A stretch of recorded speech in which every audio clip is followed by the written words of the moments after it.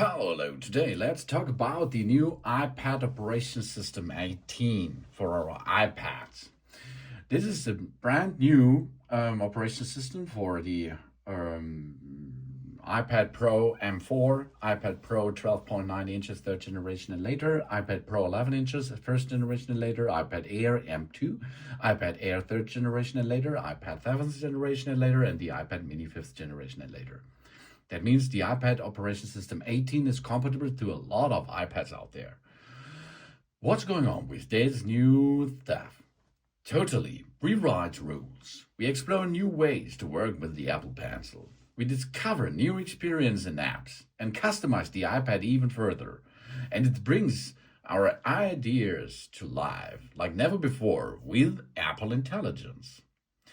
On an iPad Pro and the iPad Air models with M1 and later the iPad Operation 18 introduced the Apple Intelligence, which draws on our personal context to give us intelligence that's most helpful and relevant for us, of course. We can writing, focus, and communications. Delightful images created just for us. The start of a new era for Siri will come with Apple Intelligence. And handwriting with SmartScript is possible. We can make live audio transcription, really cool. And of course, we can have a calculator. That's the first time there's a calculator. A calculator is an update for the large iPad display. The basic and the scientific calculator also introduce new tools like history and unit conversion. For example, you can see here the history. You can edit this, you can delete this, you can delete all in the history, for example.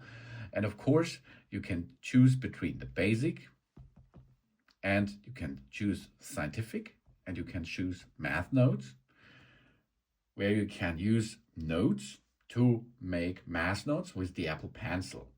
We can evaluate expressions, assign variables, and even plot graphs with an Apple Pencil, just as we would do it on paper. And of course, we can perform a lot of more with that calculator option. That means we can also use this as a basic, and of course, we can make there a unit conversion too. Really cool thing. But the next big thing is the customization. We can rearrange apps and widgets, of course. So we can know that if you move the apps and so on. But now in this status, there's more. We can add it over there. We can now add widgets and customize the pages. For example, we add widgets here. Let's add, for example, these widgets here, OneDrive Photos, add these widgets. We can edit this in space. We can make this smaller or bigger. We can edit this and so on. And so these are widgets. Widgets are really cool, of course. And we can make a customization. And this, I think, is the big thing behind that. We can make large. That means that there is no letters under the app, or small with letters. Then we can switch the light on or off. We can go to light mode or to dark mode. You can see that's the dark mode. Or we make this automatic. And we can tint it. That's a really cool stuff here.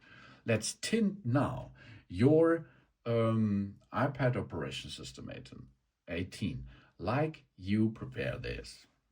Or use a pipette to choose a color you like more, for example.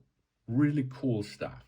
And of course, we have new cool background. That means if we go here, open that and customize that, we can use it as a lock screen. We can change it to purple, indigo, blue, and green. And I like really dynamic. That's cool. Maybe you change this to you. This is from the iPad Operation System 18 wallpaper.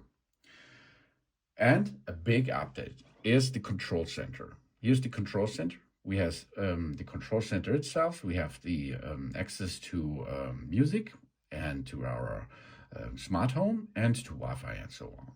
But the big thing behind this is if we now to add something, there is a lot of possibility. First, of course, we can edit the size of the controls, and we can add a lot, tons of controls. The redesigned control center features new groups of controls, which we can access more fluidly with a single continuous swipe down on the home screen. And the controls gallery and customization is possible.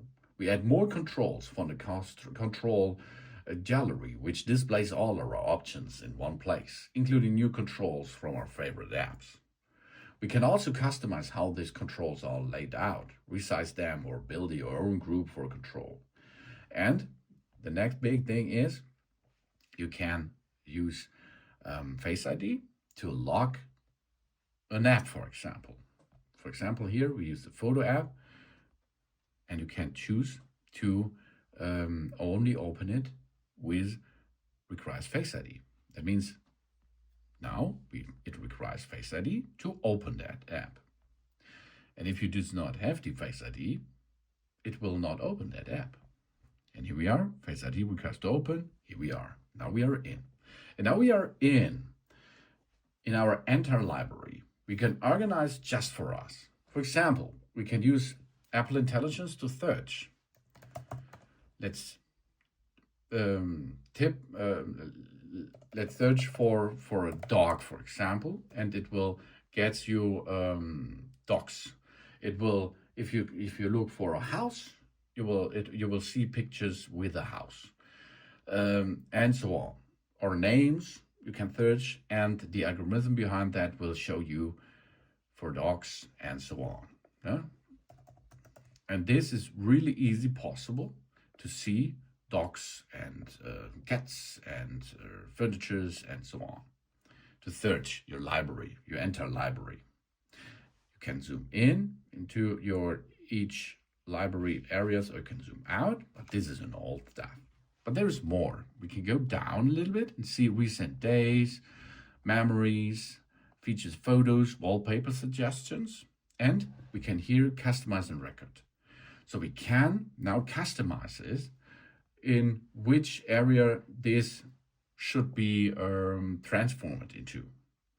And then, of course, you have here a possibility to hot tap. And you see that is easy to navigate. With the bits ever redesigned, the new photo app automatically organizes our library by helpful topics and make it super easy to find photos fast. And you have a customized view of our best moments in that app, of course.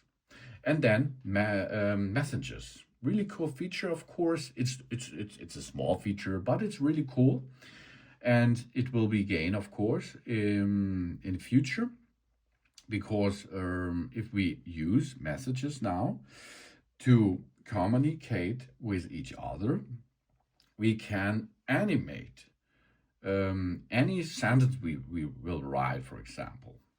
So let's go to messages, and then we can use messages to write messages, of course. So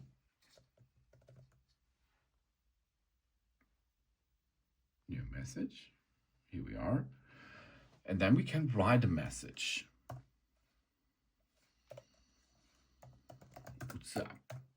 And here is 3 lines and an A.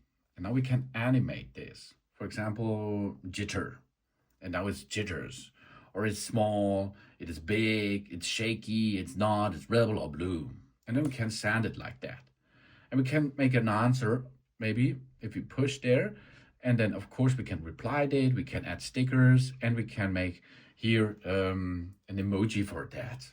That's a cool feature, I think. We can express ourselves in more ways than ever. And on top, we have the game mode. The game modes maximize gameplay performance of our device. And in Safari, we quickly pull up the site's highlights, for example. A smarter redesigned reader is included. A password app is included. We have SharePlay and Freeform. Freeform is a cool thing that you can present and share as stories. We can improve diagrams and layouts with that. And redesigned tab bar in the apps are possible. The updated document browser is there. And of course, privacy and security is gained to a new level. Accessibilities, we can make an eye tracking. This makes it possible for people to control the iPad with just their eyes. And the vocal shortcuts helps people with several atypical speech record sounds that trigger specific actions on the iPad. And the calendar is updated.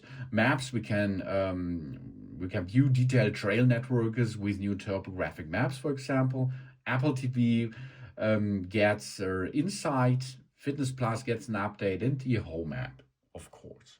So you see, the iPad Operation 18 is strong, is big, and it is customizable. Really cool, and there is a lot of more information out there. Thanks for watching. Please subscribe me and give me a positive feedback. And I hope to see you again on my channel. So soon.